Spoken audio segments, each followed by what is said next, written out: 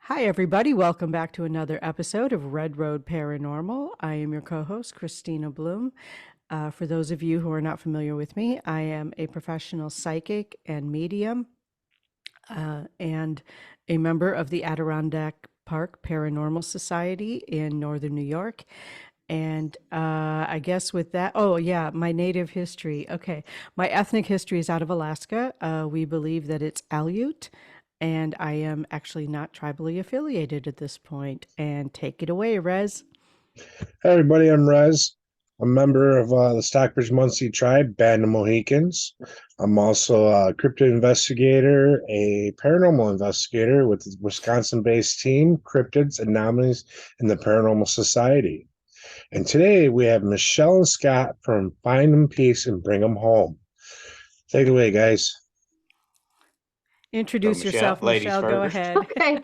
Well, hi, I'm Michelle. I'm from Florida. I'm also a medium and a content creator on TikTok as well. I do also paranormal investigations, and do help with police cases and finding missing people, as well as, hopefully maybe solving some crimes that are not related to missing people.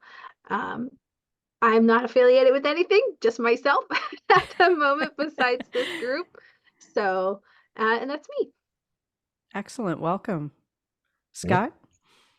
I'm Scott Degenhart. I sort of came up with the idea for putting together a team group effort for focusing our psychic energy towards helping spirits on the other side that are still earthbound, that need to find peace.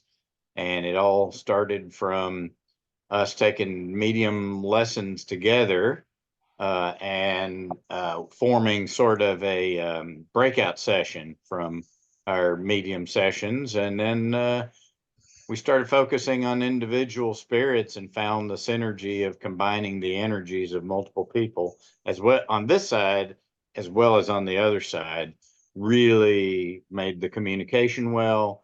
We've significantly helped spirits, even helped them move on.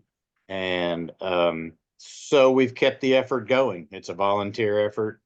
Um, Come and go as you want, work what you want and what you can't and what you can. And um, so that's sort of how Finding Peace got started and what we do.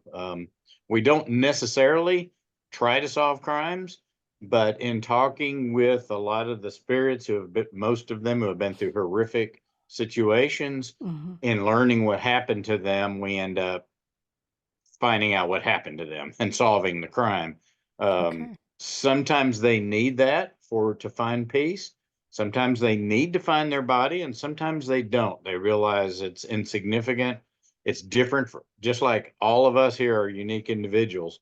Every situation. It's one thing I learned. I expected it to be cookie cutter, and it's not. No. Every situation is unique. Every energy is unique. Everything is unique. So, It anyway. absolutely is. I couldn't agree with you more. And now, do you guys have a show somewhere with this?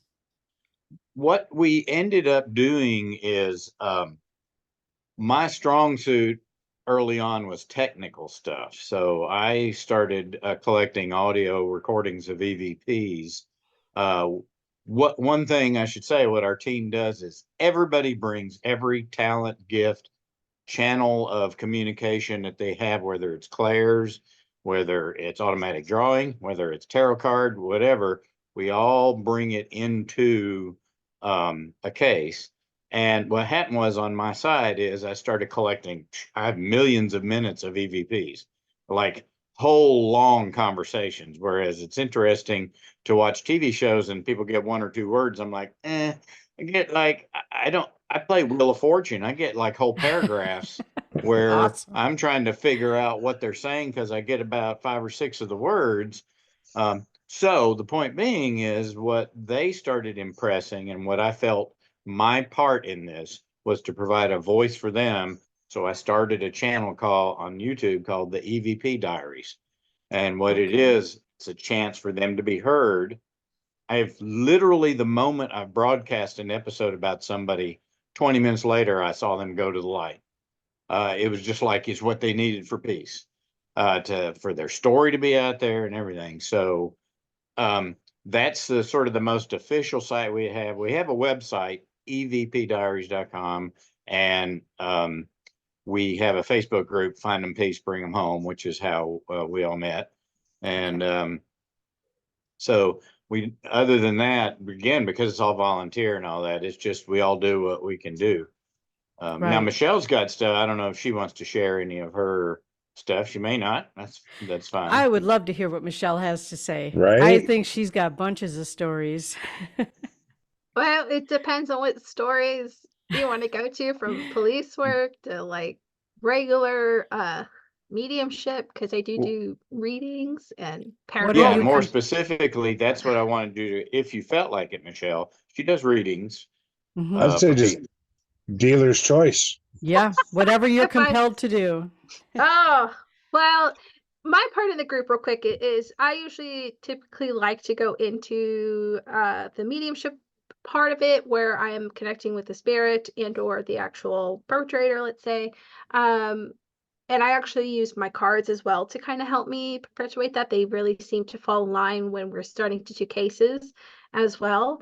Um, I don't typically bring them on to investigations. I've had so many paranormal investigation stories to talk about, just because it's how actually I got started in this whole mediumship realm was the paranormal, and I just kind of didn't realize it, or it opened me up once I started going on paranormal investigations to that side of being a medium, because I denied it for a very long time, that I could talk to people on the other side, because I remember going on an investigation and I'm like, he's sitting right there, you guys don't see it or feel it. And I never thought like it could be me that could be that way. And I would hear footsteps walking around, and so I would go near the footsteps and people would follow me, and like, because they want to capture something.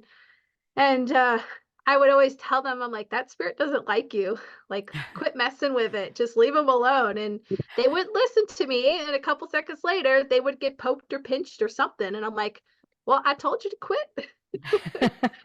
Right? So You and me were sisters. I'm just saying. yeah, so, but and then I do content as well for some of the social media stuff around there. A lot of people love to hear any type of stories. Really, like, people are very interested in hearing like paranormal experiences, mediumship readings, spirit guide stories, or police work. So anything and anything I try to talk about on social media. So that's kind of where I guess my other half comes from in the group. That's awesome. That's awesome. And I love the energy that you have with it, because you, Oh you yeah. just have this passion that comes through. And I love that. I love that. Passion and a glow. Hmm. It just you're glowing when you're talking about this. So Yes, that's great. I agree. Yes. Yeah, a lot of it's really interesting, because a lot of people don't peg me for like paranormal stuff, and I'm like, oh yeah, let's go dive deep into the like where we can't go, because usually I'm like all happy bubbly. I'm like, no, it was really interesting, because we went on a victory ship down here in Tampa, Florida. You can investigate every so often, and they actually allowed us down into where typically they don't allow people to go. And we could all feel the spirits just hanging out. It was like they were avoiding everybody else, and they kept, they're like, why are you here? And they kept trying to get us out, because we kept hearing bangs and we couldn't figure out where it was coming from. And and I psychically or mediumshiply, I was tapping into some of the spirits there that we were able to get collaborated once we left, which was so cool. I love it when that Yep. happens. Right. Yeah. Yeah. Yeah, I Yeah. prefer to do my research afterwards than Hmm. prior to an investigation, like most people do. But that's just, my personal view. So Rez, that's the way kind of what started, and we all are sort of understudies of Cindy Kaza, and it's the one thing as an evidential medium she does good about impressing about, starting with the clean slate. What we typically do in our group this is how the breakout session started, was doing psychometry, is that we practiced on each other by just posting a picture, not even a name in a lot of cases. And then we would all privately send our information of what we picked up. And then we would have a group meeting in which we would all go over our stuff so that we could get validation on things that we had picked up. So in Yeah. our work, and that spilled over into helping the earthbound spirits, that's the way we start a case. What we do is, I call it sort of the Holzer file method, for the lack of a better term, is nobody knows anything except for one person.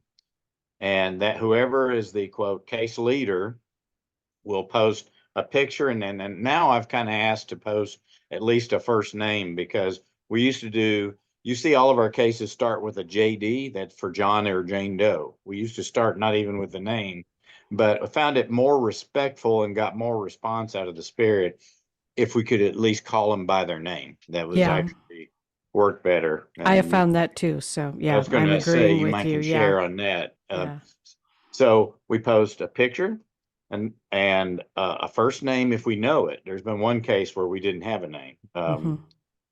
But and then everybody does their private psychometry and comes back through whatever, all of their gifts, whatever they have, drawings and clairsenses and all that.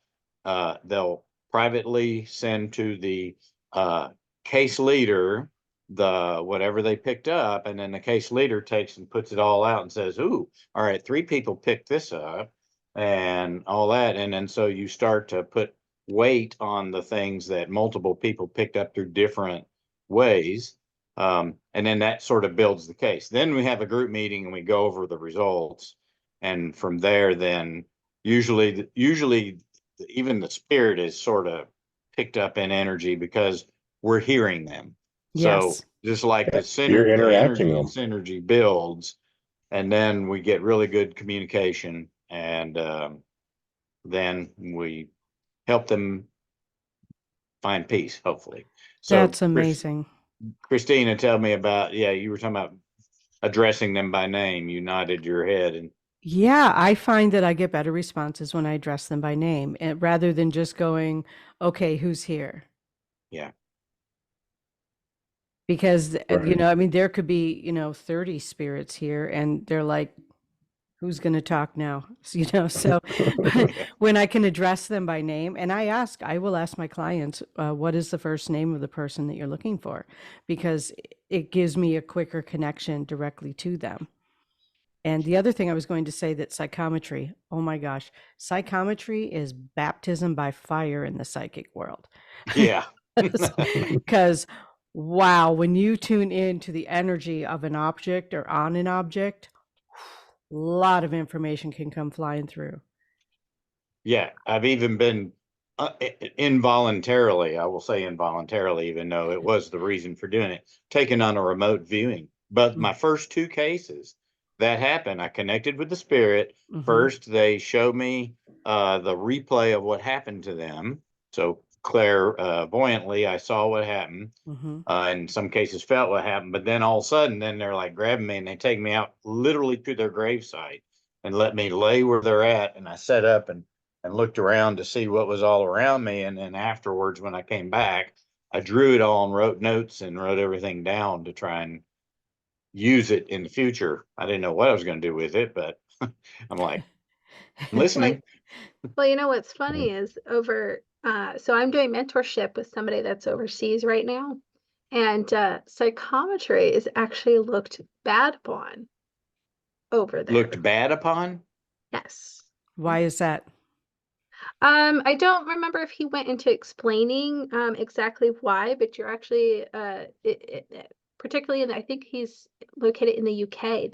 It's actually could be a criminal offense about using a person's object to tap into him. I think maybe it's some type of I don't know, maybe they think if it's a scam or a fraud, but they actually said that it's actually frowned upon using psychometry. And I'm like, just to give you a little like Wow. I tidbit wonder if it goes for back to that. the days of, witchcraft Maybe. trials.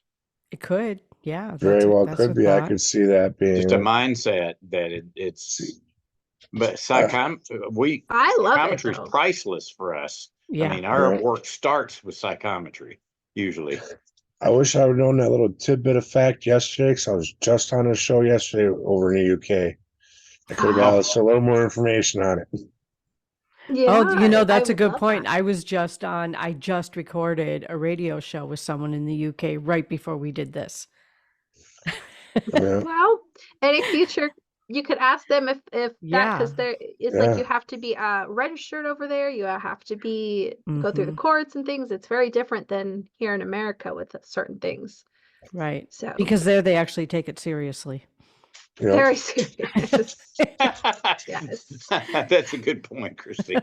Yeah, we're not Yeah. over here. They We're classify not there us yet. as entertainers. Yeah. Yes. Hmm. Oh, You I've been know, cursed out by law enforcement. I've been so frowned upon by people and families. I've been accused of, our whole team was accused in one of our cases recently, even though I told the best friend of the victim about a ring on their finger that nobody knew about. She had just bought it 3 weeks before she was dead. She goes, "No, how how do you know about that?" She still called us charlatans. That was her exact word.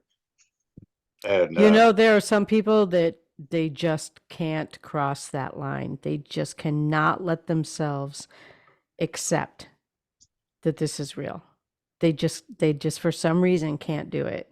it's a Western culture thing. Part of my past life in this lifetime was I published books on the near death experience because Okay. I got involved. I was one of the first people in the country to have a documented shared death experience. Now, Okay. whether you've ever heard of that or not, what that is I experienced my father's death, transition, and passing. Saw his tunnel, was there when he was taking up his tunnel and all that. But I was not sick. There was nothing wrong with me. I was fortunate enough to be with him when that happened. It's called a shared death experience, and there's not many of them around. And No. IANS, the International Association of Near Death Studies, wanted to actually do a documentary on me, but they ended up bumping me for a doctor instead of me. And that's fine. But in that work, what I found, this sums it up here. After my father died and I witnessed his passing, as I told you, the shared death experience, and then I went to his funeral to tell everybody my dad's doing fantastic. I saw him after he died. His wife at the time, who was a nurse, was literally going to have me institutionalized if I didn't stop talking about it. She literally was going to have me committed to a mental institute. And so I'm like, okay, I'm just trying to help y'all get through your grief, but all right, I'll quit talking about it. But it sort of led me to where I'm at now. It was a key part of what put me into this whole spiritual realm. Yeah. And I'm familiar with near death experiences. I've had several actually, but I've never had a Ah, shared one. So yeah. that is It's a interesting. unique thing. And Yeah. what makes it unique is, and what validates the near death experience is a shared death experience occur. So one of the biggest excuses science likes to use is, well, when you get near death, you get all these firings of neurons and endorphins and adrenaline and all that stuff. In a shared death experience, people like me saw exactly the same thing that people were talking about. I wasn't sick. I wasn't near death. I was perfectly healthy. Just my dad visited me as soon as he left his body after he died. He came to see me. And I was there with him when his tunnel opened, and two angels came to the end and called him and said, "It's time for you to go." And he zoomed up that tunnel, and the tunnel slammed closed. Then the hospital called to say he had just died. And I said, "Yeah, I know. He's doing great, by the way." Yeah. Thus the reason for the need for institutionalization. Yeah. Well, it is interesting how people who don't want to see will find ways to explain it away Yep. Yeah. every time. Every time. Yep. Well, I think it's also interesting that sometimes people who don't believe in it, sometimes when they have something happen like that, will start to come around. Because Yeah. I lost my I lost my brother-in-law last year, and um, my mother-in-law and I, don't see eye to eye on this mediumship stuff. She doesn't believe in it. But recently we had a lot of conversations about signs and dreams, and you could kind of tell that she is maybe believing it. Because I had a dream recently of him coming to me on a telephone and apologizing for stuff that he did and saying hi and saying I'm fine. And this is not the first time he's done it. And for the first time in a long time, she kind of looked at me and was really happy to hear that and not immediately shutting it down.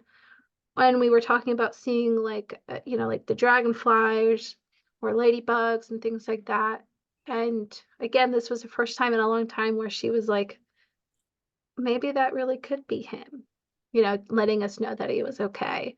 And I was like, absolutely. And normally this is somebody who just doesn't talk about it, shuts it right off. And she's starting to, I think, come around a little bit more. That's good. great. Yeah, that's great. I have to say I live in a bubble and I like it here.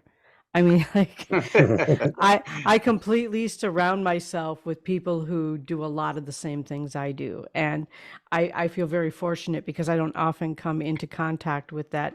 It almost feels like another species of human to me because it's so unusual for me to make contact with those people, Right. Right. so yeah, I really count myself very fortunate that I've been able to create that. And that's what makes our work when helping the other spirits. And then when it Hmm. comes time to, we've literally had them ask for specific names of people to reach out to. Hmm. So then you reach out to those people and you're like, you're talking to so and so. What is this, a scam? Click, you know, it Right. makes our work so much hard. I mean, I've kind of tried to learn this art of approaching people and like saying, hey, yeah, I'm kind of looking into, first I start with not with the fact anymore that I'm talking straight to their loved one, that, hey, I'm Hmm. kind of looking into this case and we wanted to validate some stuff. And you got time to talk, and then eventually work around to, well, the person told us this. Can you validate that? And you're like, yeah. Or sometimes, or charlatan, click, So it does make Yeah, our work harder because you're approaching that in Western culture, and it is a Western culture thing. So it is, but unfortunately, there's also a lot of scam artists, there is. Yeah. and We're so up that's against that's the other thing you're up against. Yeah, the real Yeah. charlatans. the We're real fake char. charlatans. We're the real deal. I like that, fake We're charlatans. fake charlatans. That's great. I love that. That's We'll awesome. have to remember that next time we're out at a show or a convention or something like Yeah, that. yeah, I'm a fake charlatan. Yes, there. Feel free. I usually something slips out of my mouth like that every time. So That's um awesome. Wait, I'm gonna write that down. yeah, Fake charlatan. I love it. Oh my gosh, you're the best. All right. But it does make it hard when you're trying to, and I feel so bad for the spirits we're working with. I mean, Yeah. they are entrusting us to communicate for them, and we have literally watched them go from so happy to just so dejected, sad, just heartbroken that they Yeah. can't get their message out there. Yeah. There have been a few that we've worked with that eventually, after a period of time, they simply realized, I gotta let go. Yeah. I just gotta let go and move on. And there's several that have done that eventually. And I've promised them, so I wear this. This isn't a Mhm. wedding ring. This is a commitment ring that I tell every spirit and team member. This is a reminder that as long as there's breath in my lungs, I'm going to do what I can to resolve your whatever. So Mhm. I have a list. I have a stick pin with like 9 stick pins in a map to find bodies one day. I have other people's stuff where in a lot of murder cases, the people kept trophies and they want those trophies back. Mhm. So, or at least out of their killer's possession. So, Right. uh, You Right. know, one day when we get around to being able to get that deep into some of these cases, um, that's that's part of some of the stuff we hope to do. Yeah. Michelle, I'm really my interest is piqued with the police work that you do, that working with police departments. And is there, I mean, I'm not asking you to break any confidentialities, but is there anything that you can share with us that, because I think people want to hear about that. People want to know how you're helping police departments. Well, I would love to say that we try to work with police departments, but they don't try to work with us.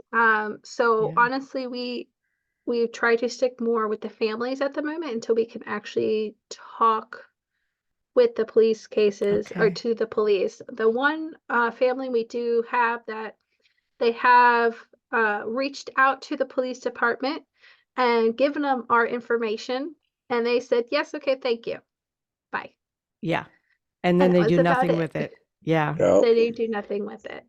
Um, so, and I know a couple of my other friends who do work with police and who are mediums as well.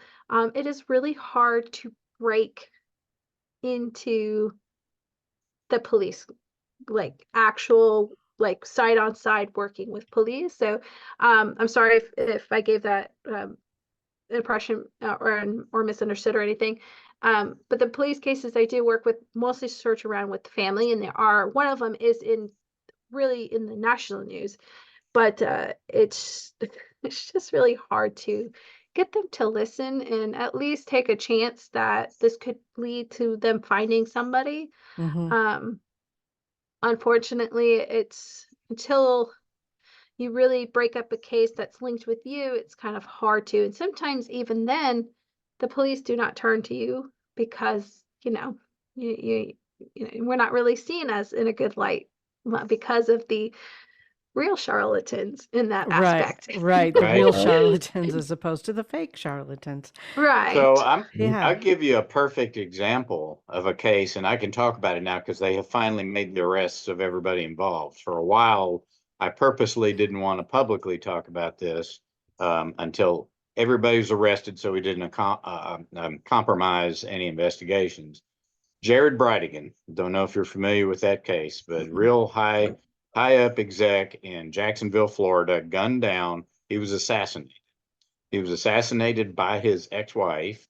Actually, his ex-wife was the master plan for it, and she got her new husband and a patsy to go kill him. And Jared, talk about EVPs. I found Jared on an EVP, Michelle. I don't know if I told you this, but I found Jared 5 days after he was murdered. He wandered into Team AL. Now, we didn't start working on him until 3 months later. But this is what Team AL will get into that, but that's our Okay. afterlife medium team. That's spirits on the other side that work with us. All right. So we have Okay. two teams. We got the team here in body and our afterlife team. So Okay. Team AL helped guide Jared to us. Jared immediately told us why he was killed. He had been keeping records on his wife's shady business dealings in the event stuff went sideways so that he wasn't convicted. He had all the records and he had them in a shoebox in his closet. And when he was killed, um, he needed his widow to find that shoebox and take it to the police because it had all the information in it. So this case went quiet for like almost 2 years. And we're like, Okay. and even Jared on the other side was starting to get like, are they ever going to arrest anybody? But they had a little secret investigation going. Here, my point in all this is this. I talked several times with the local Jacksonville Police Department on this case. Early on, they were very happy to talk to me. They took notes. He actually called the widow as soon as we got off the phone. He said, yes, I have Kristen's personal number. I'm going to call her and tell her this. All right.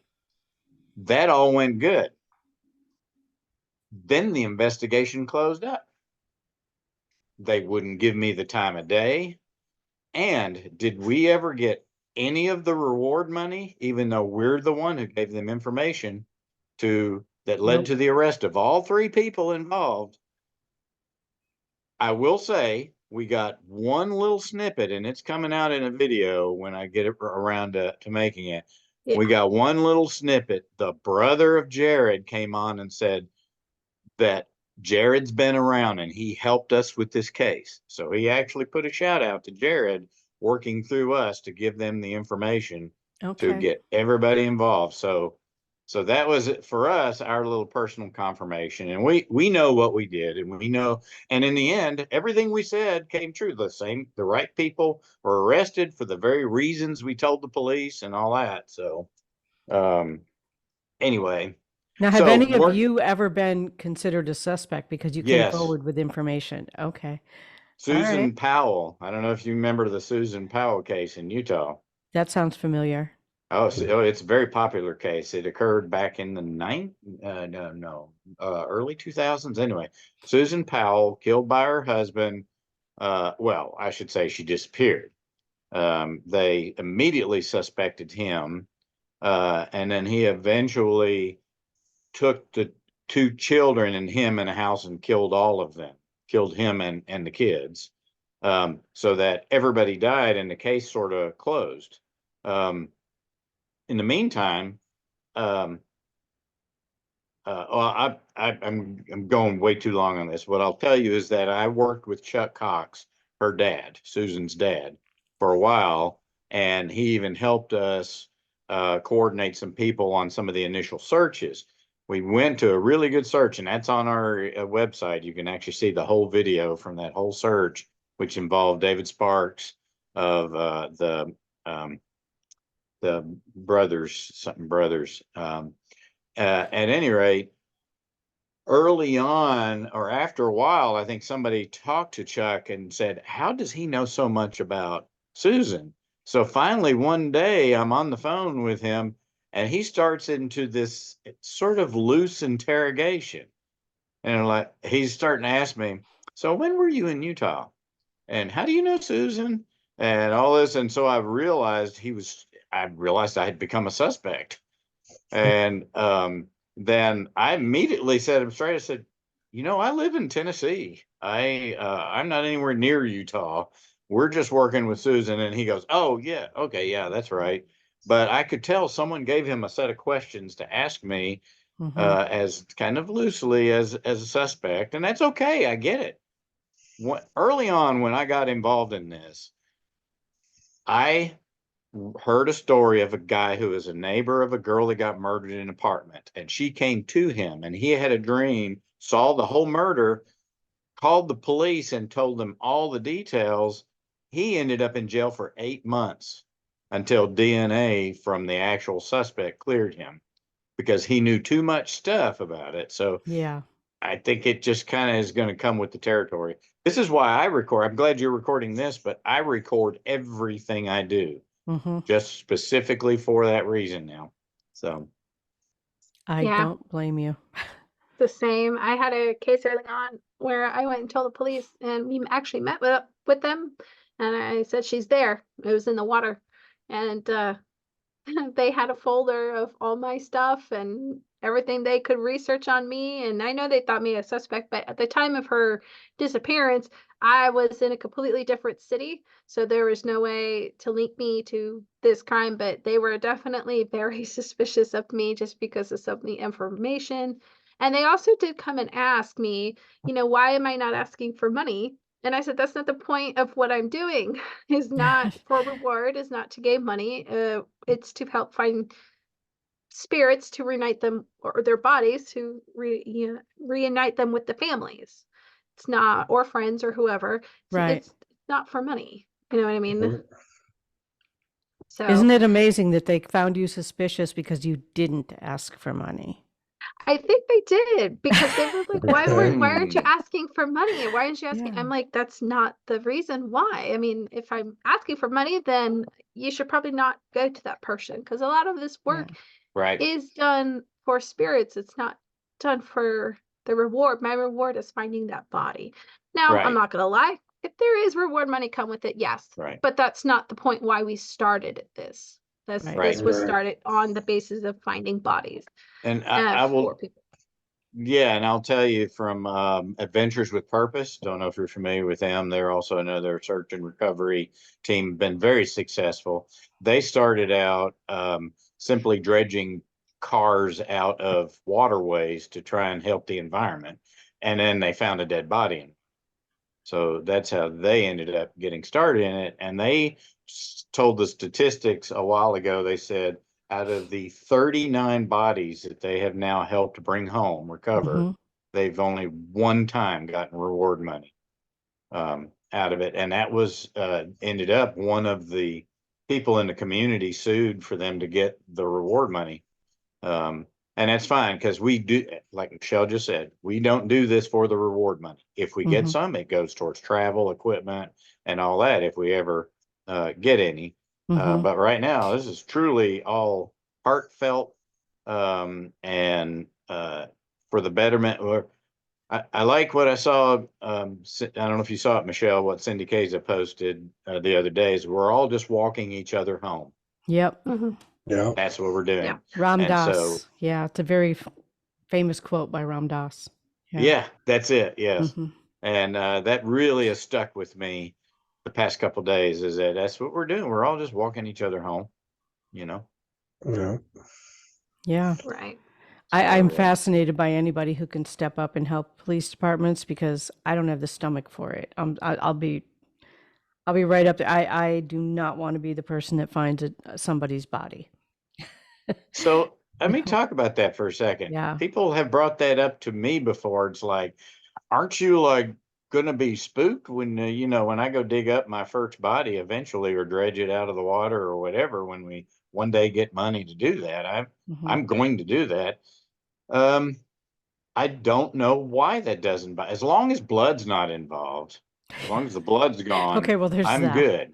I Yeah. faint at the sight of blood. So as long as there's no blood, I worked in medical research. And one of my jobs was to bring the ophthalmologist a tray of rat eyeballs and rat brains for him to operate on. And I guess I must have got desensitized through all that, you know. But to me, it's an honor to be the one that I guess it's also that I've worked with hospice for so many years Okay. off and on that being around someone dying or who is already dead, it's not an issue for me because it's a natural part of everything, Right. the way I see it. For me, it's an emotional thing. Like Oh, it's emotional. Oh, I yeah, cry. Don't yeah. get me wrong. I Even wouldn't. I mean, especially when it comes with missing kids. I just don't have the. I'm too tenderhearted for that. That's where I run into issues when it comes to the Yeah. children. Other than that, I can deal with death. I've watched my mom pass away, take her last breaths. I watched my sister take her last breaths. Growing up in the city, I've seen some pretty gruesome shit in the streets. So dealing with recovering of the dead body, I could do it. My issue would be if I'm recovering a little child. Being a yeah, parent sure. myself, that's where it would tug on my strings. Yeah, that would be hard for me. And it's not really the bodies that bother me because the souls aren't in them. It's really about the families. Mm-hmm. And, you know, the idea of having to talk to a family and yeah, I don't know. I'm just too tenderhearted for all that. I guess I kind of look at it as, you know, because I've never seen a dead body. I've never had that. So I think it would be a shock and emotional the first time I would see something like that. I'm not going to lie. But I kind of have to think this is something for the family for closure. And Mhm. this because this is how I get through it. And especially with kids, knowing that their kid is brought home or that their kid's soul's at peace and giving them that enough is, you know, because enough through my readings with people, I do get children sometimes that do come through. And as much as it sucks and it pulls on those strings, because I've got 3 kids of my own, it is also the flip side of you're giving them enough peace knowing that they're home and that they can talk with them and they're safe. What really pulls at me is when you do often time police work, you're going through their death. Mhm. So a lot of the times their death will stick with you. I had Yeah. my first particular case. I will tell you, I will never get the feeling of that out of how she passed and the things she said in her head. I will never forget Mhm. that. That is the part where I can tell you I sometimes struggle, that you can see the death of some kids that happen like this, and they do stick with you. Mhm. That what pulls at me. But when I see when you sit down with a person and do their reading and have kids come through, as much as it saddens, it's also a joy because they come through and they're so happy, and most of them like are so cute because they're just like all chilled and want to just play and do so much fun Yeah. um things for them. I don't know Yeah. if you've had kids come through with your readings. I'm sure I you might have have had as well, but many. I Yeah. feel like for police work, it's very, very similar. They don't Okay. typically, I see a view as uh, you know, yes, this happened and I want to do stuff, but they also want to comfort the parent a lot, which is Yeah. very Mhm. sweet. Yeah, I could So, see that. We've had I don't know the exact number. I think about 5 children cases that we've worked on. And what uniquely this Team AL, maybe now's a good time to talk about Team AL. Yeah, please. Good. Team So AL I've been has wanting to ask you that. each member on Team AL, just like all of us here, have a unique gift, what we're good at. They bring that to the team on the other side. So what we have is we have a couple of them that are very good with children. And so they literally take the children's spirits in to their protection and help walk them through a lot of the process, including walking them to the light. I've seen that happen. Um, and we have one who is the deceased brother's my best friend from high school, who's also brother of one of our medium members, Lisa, who couldn't make it due to work today. Um, Robert's a jokester. And I can't tell you the number of times on the other side when we were working with a kid, they would say, "Go get Robert."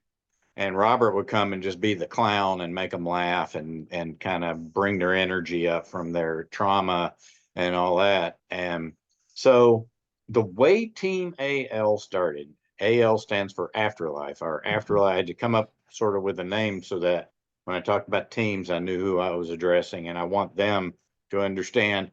And I literally have an EVP with one of them saying, "You're a team?" and, and I heard the other one respond, "Yes, we're a team. We're working together. We're helping." I've literally heard them describe to the other spirits. Team AL is also an ever revolving volunteer team of spirits that come through. But Mhm. how it started was this: our very first case, Jody Husentrud, we were working with her, and she was one that we made a good connection with, but she was so distraught and getting down. Like, she had all this information we got, but like we couldn't do anything with it. And I could tell she was just kind of, her energy level was going down. So one day, and if you know anything about her in her life in her body, she was a member of the Optimist Club. She was one of the most upbeat, smiley, bubbly. In fact, that was her nickname, was Bubbles. Um, and so there was a day where my heart was just wrenching. It was our very first EVP of her saying, I said I wanted to help bring your body home, and she goes, "Please help. I just want to go home," in this voice that haunted me for months. And so I called upon, knowing that I could do this, I called upon all of my deceased friends and family, which consisted all until I was trying to write down the initial team AL was, I think, 14 spirits. I called upon my deceased father at the time, my high school friends, um, my high school friends' mom and dad, who I knew grew up in their house, was also on the other side. Um, and I asked them all to literally surround her and just put as much positive energy into her and try and pull her up. She immediately got all that energy perked up and had a completely different demeanor.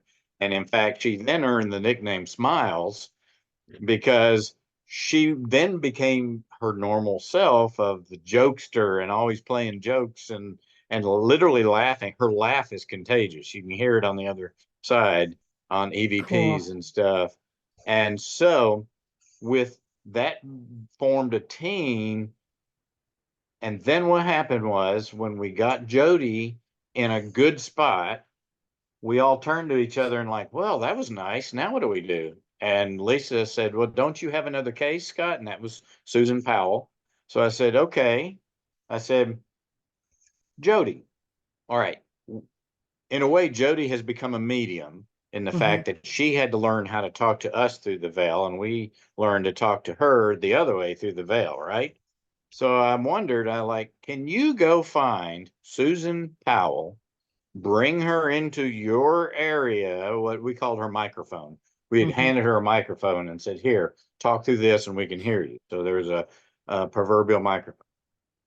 She went and found Susan and brought her to the microphone. I literally have on EVP them bringing her in, teaching her how to talk to us. Robert, joking with her, literally said, yeah, you got to flap your arms like this and then they can hear you.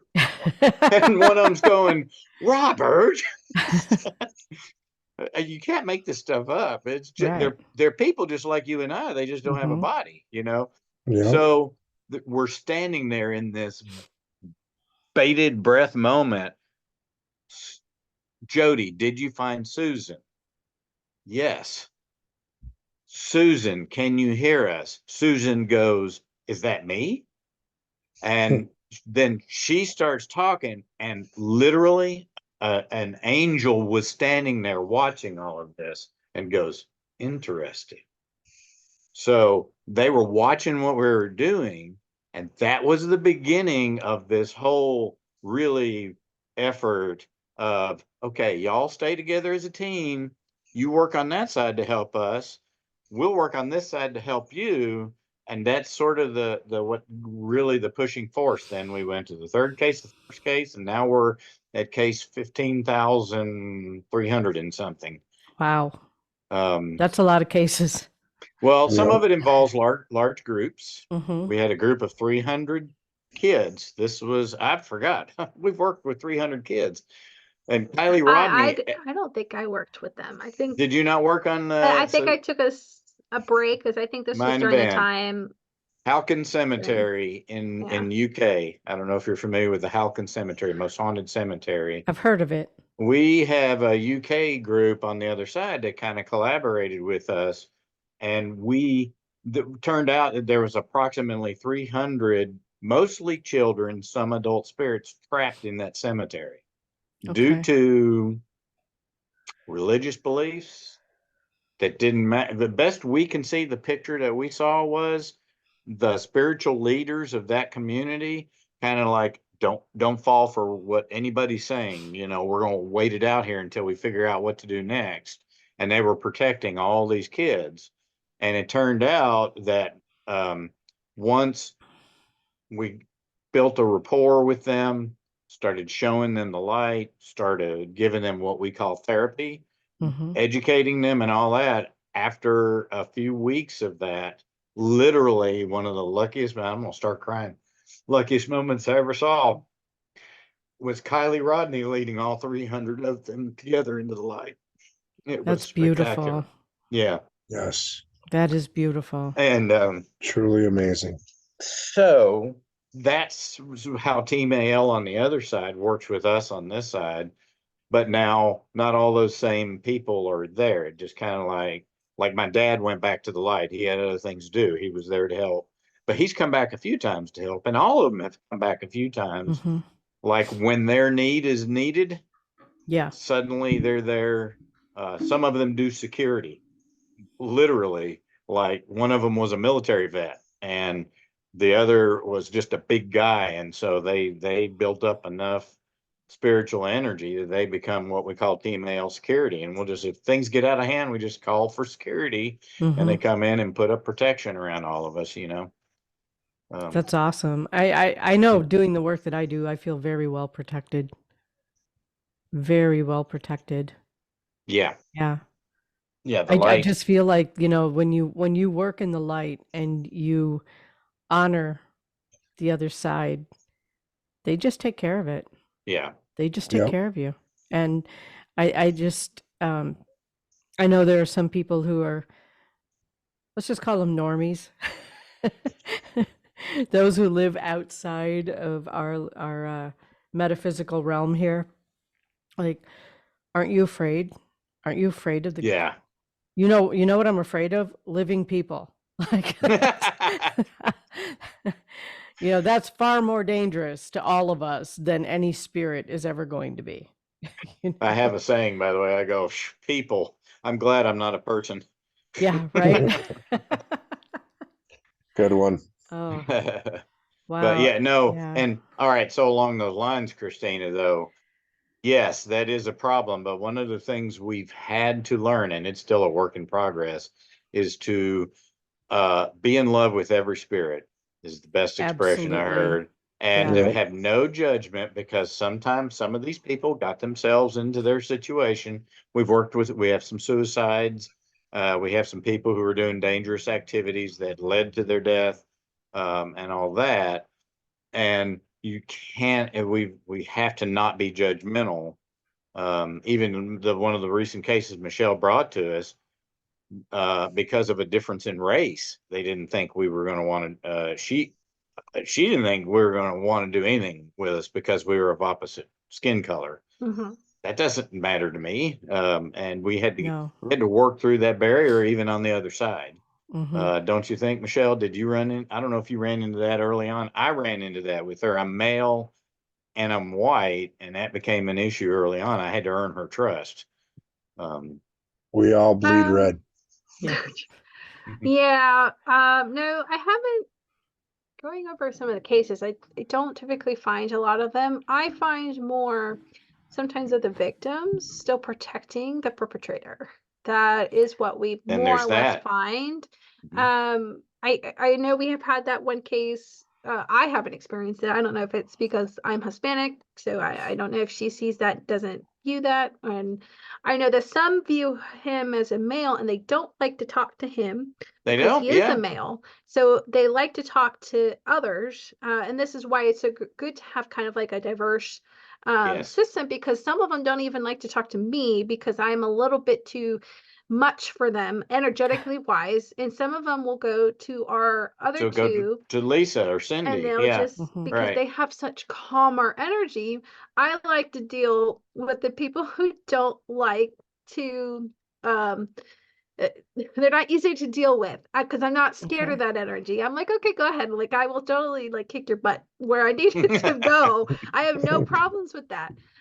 So sometimes I find myself, or Scott and I will find ourselves dealing with more the ones who are a little bit more problematic in that aspect, where the other two kind of have the nice calm, and you'll find a lot of them prefer them. Some prefer us, some prefer Scott, because I know that I've had spirits that don't like me.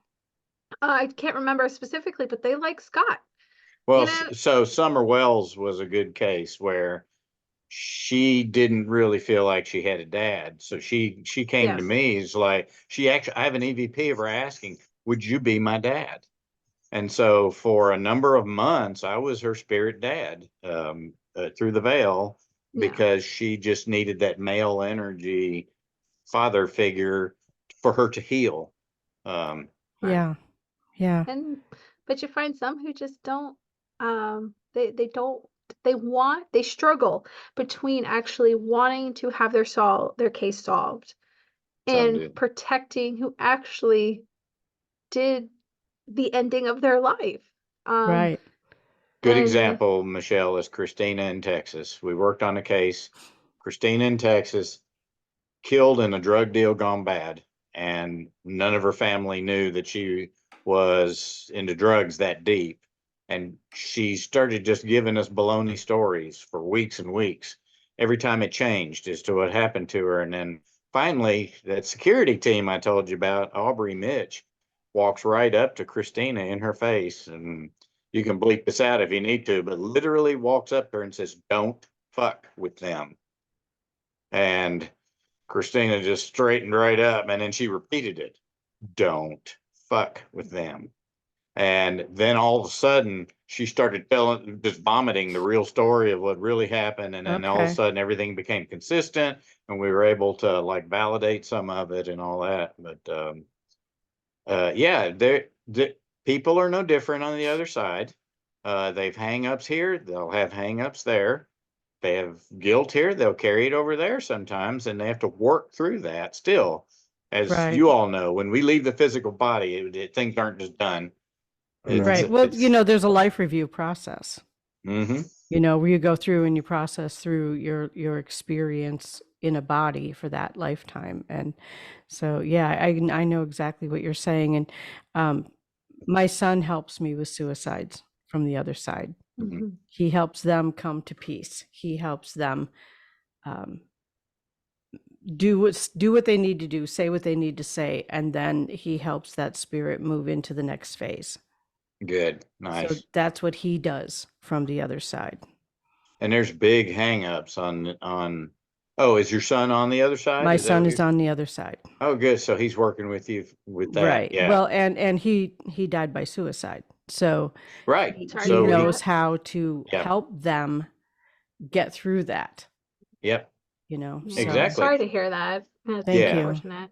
Thank you. Yeah. I have a close friend who, well, not close friend, my husband's closer to him than I, but I went to his funeral and it was really weird. It was one of those, first opening up mediums I can't believe I'm seeing. It was at the funeral and he sat up in his casket and looked at his mom and was like, "I'm okay, mom," because he died from childhood cancer, unfortunately. He was 19 and he struggled with it for a while. So whenever Yeah. I get those childhood cancers patients come through, like, or spirits come through, I find a lot of the times he will come and Yeah. help them out and let them know that he has actually told me before he's one of the guardians, and he Right. guards over the littler kids, Right. that are really young, the single digits.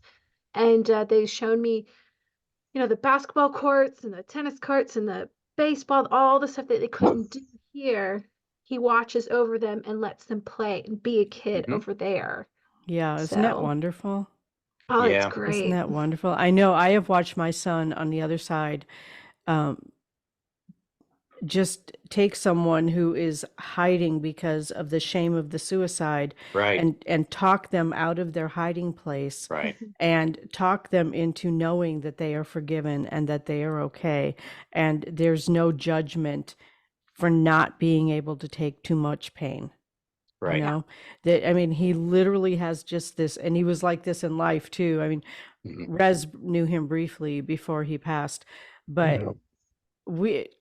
it's funny when that kid was 3 years old. I'm like, he would make an excellent lawyer because he could talk anybody into That's or out awesome. of anything. He could sell an Eskimo ice water. Absolutely, Yep. absolutely, yeah. That was just who he still is.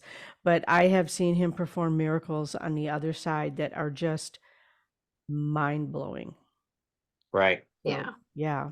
We have in a good case like that. We're working on Brandon Purdue, who had just turned 18. Drove himself in a boat ramp off into Lost Creek Lake, and is currently sitting under the boats out there. He's told us he's under the marina, um, and we're working on trying to get the right equipment and stuff. I'm working with the Corps of Engineers for permissions and things to do all this. We just don't have the right equipment yet.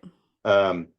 And Kylie Rodney, who was murdered, thrown in the back of her car was driven into Prosser Lake, and then she was trapped underwater. Her body was. We have, if you see the intro to EVP Diaries, you'll see her EVPs. I'm in water, help. And so she spent time waiting her body to be found underwater in her car. Now now that she's whole, she's gone to the light, she's come back as sort of a guardian spirit. She is currently sitting with Brandon in his car underwater until such time as he can be rescued, and she's giving him therapy and helping him talk through all it. That's beautiful. It's amazing to see the stuff that goes on, that for, like you said, the normies who can't grasp and here's what I found. I'd like to know, Christina and Rez, your experiences. There seems to be no limits on what you can have accomplished on the other side. It's a matter of willing it or wishing it into, like, I'd never thought that I could just form a team and help spirits like we're doing. Oh, I would agree with you. There is no Yep. limit. There's no limit. First of all, they're not limited by physical bodies. They're not Right. limited by the color of their skin, the size, the strength, the gender. They're not limited by any of that, So being pure energy, they have limitless ways to help people. Mhm. I agree. Yeah. And I have met some human spirits who are helping animals, meeting them at the end of the Rainbow Bridge or helping them get through whatever trauma they went through. Yes. And I love that. I love Perfect that. segue into what the next sort of branching out of EVP Diaries is going to be. Last week I had to put my cat of almost 15 years down, I'm sorry. and she had a fantastic life. I mean, she at the age of 2 or 3, I rescued her dying under a bush, 8 degrees outside, 4 inches of snow. She had a tooth that had broke off in her shoulder from a fight, and she had a septic infection and was going to die. I took her in. We paid for the emergency surgery. They didn't know if they'd be able to save her leg or if she'd even live. She lived, 12 more years after that. So she had a wonderful life. But being involved, so recently I was doing a meditation at a waterfall and I carried a digital recorder with me. Number one, it's very funny. The kids like to come play in the water on ride the waterfall down while I'm doing a meditation. So I Yeah. bring my digital recorder just to capture them playing and laughing and all that, right? Mm-hmm. Well, I was there and this dog came walking up to me. And I'm like, hey, buddy. And I had seen the dog the week before. So the dog kind of already knew me and he came up right into my lap. I'm like, hey, buddy. Well, on my digital recorder, I picked up, oh, hi. Now, there was nobody around me. I was like, that had to have been the dog. Yeah. And I'm like, can animal EVPs be picked up? So with that in mind, I took 2 recorders to the euthanasia of Gina, my cat. What I picked up was nothing short of unbelievable, that I cannot wait for this episode to come out. I picked her voice up before she was passed, when they first put her unconscious to make her comfortable. She came out of her body, and I literally saw her spirit sitting in front of me, and I could hear she was trying to tell me something, but I couldn't hear it. And I acknowledged it. I said, Gina, I said, no, you're trying to tell me something, but I can't hear it. Well, the recorder was picking it up. She said, you cared for me. You loved me. I'll never forget you. And some other things, and I'm gonna cry again. That's okay. Um, We cry a and, lot around here. and Just then, Yeah, saying. well, it happens. Yeah. then as they put the euthanasia shot into her in the stages as it went, I picked up an EVP. She says, I've stopped breathing. And then when she left, I'm pretty sure I heard some squeals and cheers and stuff. And there was there was 6 spirits. I could see the 6 spirits around that were with us, that were there to help escort her. Mm-hmm. But animal work is going to be another big thing I see for us, and animal EVPs and all that, because now that I need to pay attention to that, I never imagined it. So I'm curious. Okay, so here's my curiosity with animals. I get that pets would be able to talk to us because they've been around humans, they've heard speech. What about wild animals? well, Wild so animals speak too. I mean, that's you I'm probably gonna don't have that answer yet, this is but Scotty's layman's idea. I okay. only recently got involved with the Akashic Records. Okay.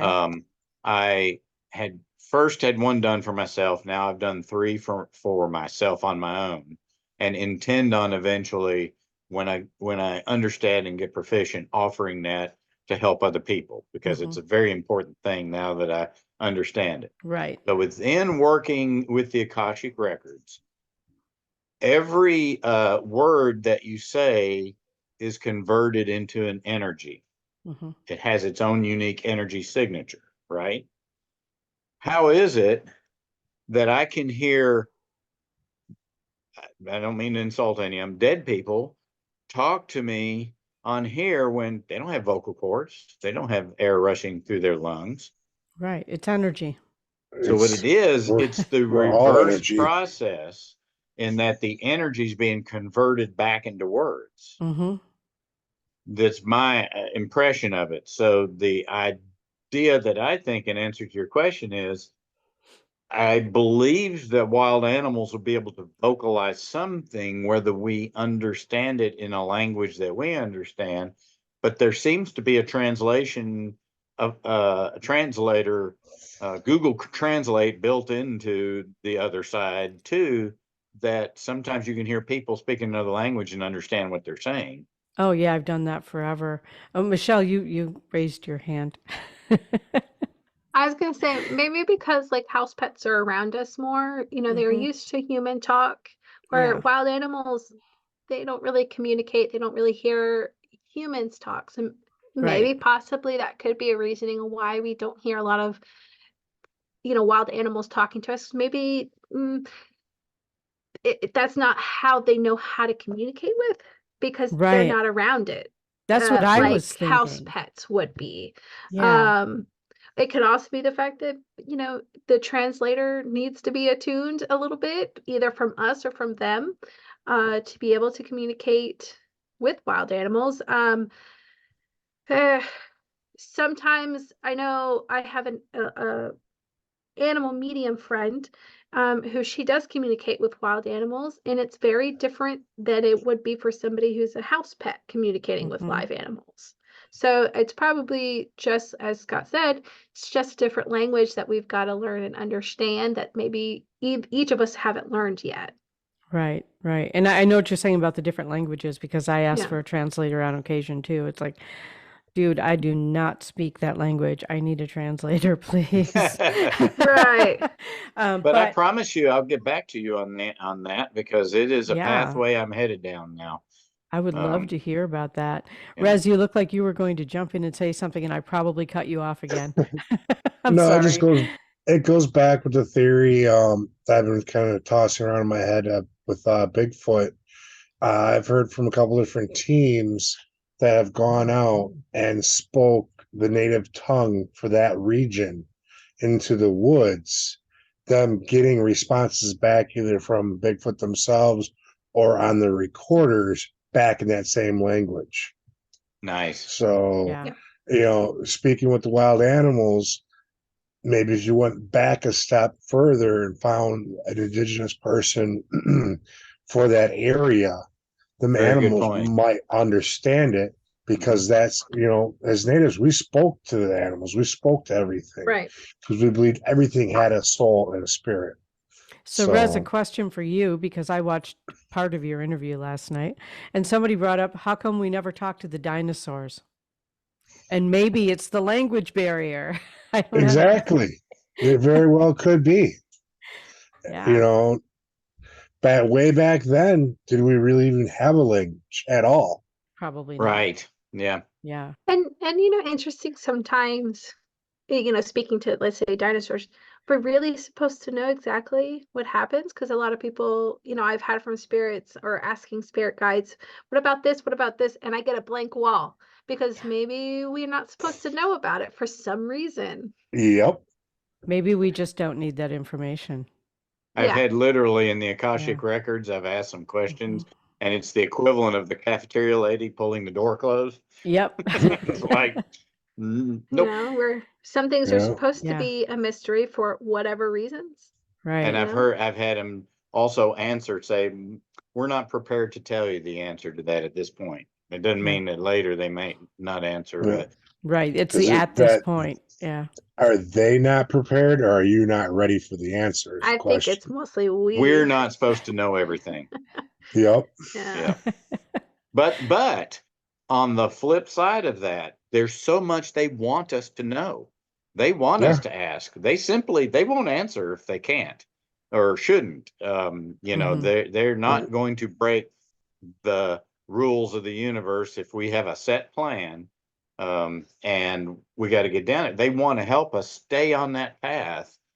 They Yeah. want us to ask questions, but Mhm. they'll only provide what they can. Some of it, Yeah, they're just like, yeah, Yep. you're just gonna have to, yeah, well, yeah, we can't answer that. Yep. Yeah.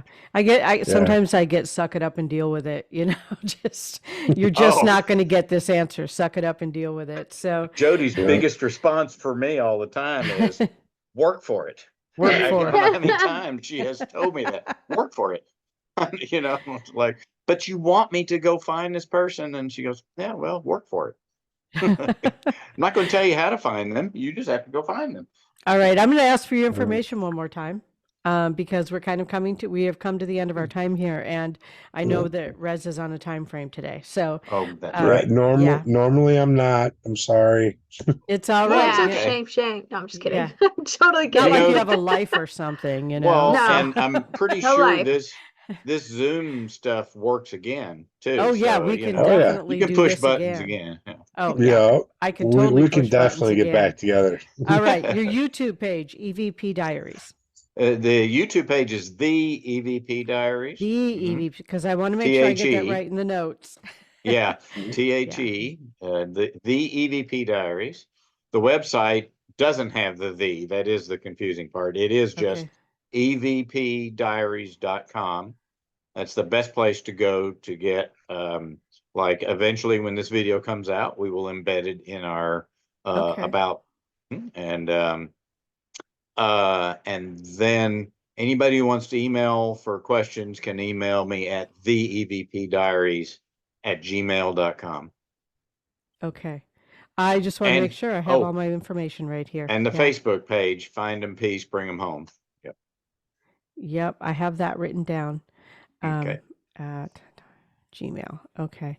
Now for everyone who tuned in, and I know that we Michelle? have listeners who tune in because if I'm late posting, I get an email or a Mhm. messenger like, "Where's the episode?" So I know Yeah. that people are listening. So hit the subscribe button, ring the bell, follow us. Tune in, if there's someone you want to hear on the show or you want to see on here, let us know. We'll reach out to people. We're booking into late March and April as far as interviews go right now. And we're always looking for more guests because, we want to keep entertaining you and educating you. So great. Thank you, everyone, so much for watching. Any last words, Rez? Well, you didn't tell them where to reach us. Oh, yeah. So you can reach us at redroadparanormal@gmail.com or on our Facebook page, Red Road Paranormal. So other than that, We're okay, good. see you on the other side, guys. All right. See you on the other side.